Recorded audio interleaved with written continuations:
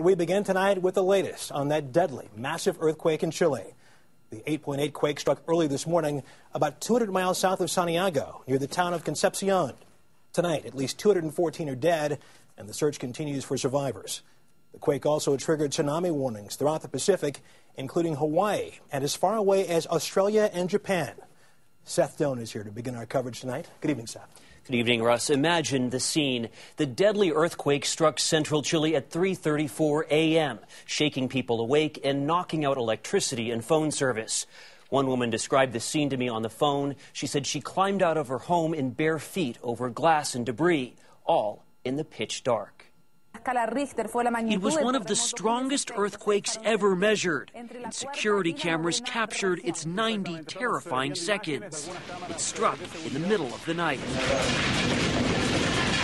Fue terrible, terrible. Chileans struggled to get out of buildings, some in just their pajamas. Paula Saez, a relief worker just back from Haiti, spoke with us from Chile's capital, Santiago. There's a lot of people screaming in the street. Everybody's walking and screaming names of people, trying to look if they're safe. At dawn, the extent of the devastation came into focus. In Concepcion, Chile's second largest city, 70 miles from the epicenter, the earth opened up, tearing apart asphalt and even buildings, toppling bridges and tossing cars from an overpass. The quake rumbled almost 22 miles below the surface. An 8.8 earthquake is more powerful than the largest nuclear bomb ever tested. Paul Caruso of the U.S. Geological Survey told us Chile's quake was much bigger than the one that rocked Haiti just last month, releasing 500 times more energy. If the epicenter was near a populated town, the town would be utterly destroyed. Fortunately, in this case, the epicenter was off the coast. And the people in Chile have experience with earthquakes, and they're well prepared for this one. Chile's president told reporters the priority is to deal with the injured and homeless. We're asking everybody to stay calm, to stay patient, she said. We reached Cecilia Lagos at her computer. So it was absolutely frightening, absolutely terrifying. I really thought it was the end of the world. The quake temporarily stopped work at some oil refineries and copper mines in Chile, and according to the government, damaged up to 500,000 homes. Russ? Seth Doan, thank you very much. In Washington, President Obama was briefed on the earthquake and pledged to the people of Chile America's full support. And we have resources that are positioned to deploy should the Chilean government ask for our help. Chile is a close friend and partner of the United States, and I've reached out to President Bachelet to let her know that we will be there for her should the Chilean people need assistance. And joining us by phone from the capital city of Santiago is Paul Simons, the U.S. ambassador to Chile. Mr. Ambassador, good evening to you. Good evening. Again, you're in Santiago, about 200 miles from the epicenter of the quake. Tell us, what did you see? What did you hear? Well, at about 3:30 this morning, there was a rather pounding noise, and clearly we were going into a major shake. It was definitely an emotional experience, I think, for anyone who went through it. And we're happy to report tonight that you are doing fine. I want people to know that. Let me ask you, what are you hearing? What is the extent of damage, not only where you are, but also near the epicenter? The building stock here, the building stock, is all very, very earthquake resistant. So you didn't see any large buildings crumble, schools crumble. Really, most of the damage that was done was in older adobe-type structures or infrastructure, bridges that were weakened or separated. So the damage was really spread out. This is definitely not a Haiti situation, by no means, even though the earthquake perhaps was stronger than in Haiti. The housing stock, the level of preparedness is totally different here, and Chile has demonstrated, I think, in the first 18 hours of this crisis, a remarkable ability to bounce back. Okay. Ambassador Paul Simons, U.S. Ambassador to Chile, joining us this evening from Santiago. You take care, sir. Thank you very much for speaking with us. Thank you.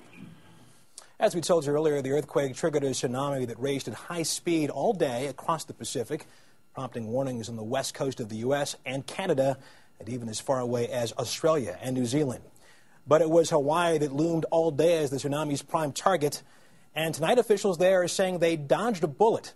Early show weatherman Dave Price was on the Big Island when the tsunami came ashore. I spoke with him via Skype a short time ago. Dave, I know you went there on vacation only to find yourself on the front lines of a potential tsunami. What's been going on there all day? Well, Russ, like a lot of people, I came out here for a break from the normal everyday stresses.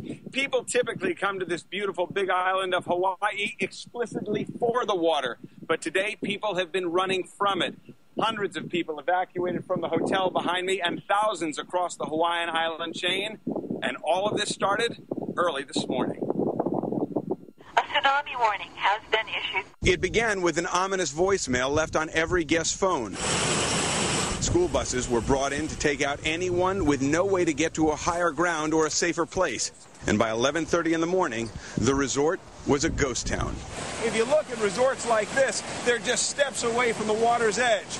And a 12-foot wall of water can not only bring property damage, it can bring death. One of the hotel staff members helping in the evacuation has lived through this horror before. He was in Phuket, Thailand for the Christmas Indonesian tsunami of 2004. It's not a game. I've seen 3 SUVs stacked on 2-story buildings in Phuket Island, and it's like literally bombs going off all across the coast. That's how bad. What's remarkable is that watching the water today has been like a spectator sport. Everyone's eyes glued right towards the shoreline, waiting, watching, and worrying. Russ? Okay, Dave Price on Hawaii's Big Island. Thank you so much, and take care. You bet. Chile is a link in the so-called Ring of Fire that surrounds the Pacific Basin and rests in the boundary of 2 tectonic plates that are moving toward each other at a rate of 3½ inches per year. And Chile's precarious location makes it a prime target for seismic activity, including the most powerful earthquake scientists have ever recorded. Bill Whitaker has that part of the story. 1960 emerges as the most disastrous earthquake year of modern times. Even today, the images, the impact of that 1960 quake in Chile have the power to shock. Thousands are dead. 1/4 of the nation, over 2 million homeless. Whole cities have been reduced to shambles. The 1960 quake, about 10 times greater than today's, shook Chile for 11 horrifying minutes and sent shockwaves around the world, triggering destructive tsunamis. 15 hours later, a 35-foot wave smashed into Hilo on the Big Island of Hawaii, more than 6,000 miles away. 1,600 houses destroyed, 185 people dead or missing. A day later, a deadly 18-foot wave slammed into Japan. Tsunamis swept across the Pacific from the Philippines to California.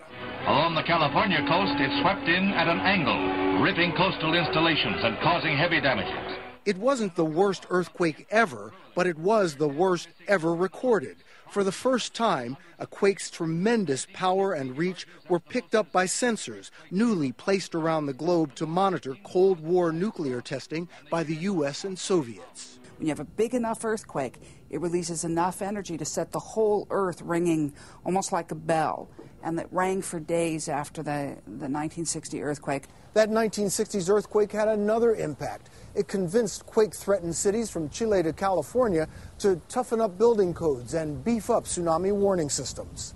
These black and white images, the start of a new age of earthquake science and preparedness. Bill Whitaker, CBS News, Los Angeles. And this footnote to Bill's report, earthquake magnitudes are calculated on a complicated sliding scale that makes comparisons pretty tricky. For example, an 8.0 quake is actually 32 times more powerful than a 7.0 quake. A 9-point quake is more than 1,000 times stronger, which is why seemingly small differences in magnitude make for very big differences.